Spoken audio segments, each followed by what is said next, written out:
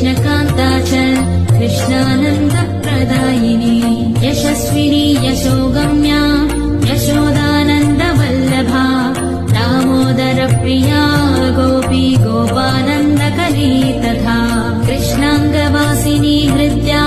हरिकान्ता हरिप्रिया प्रधानगोपिका गोपकन्या त्रैलोक्यसुन्दरी वृन्दावनविहारी च विकसितमुखाम्बुजा गोकुलानन्दकर्त्री च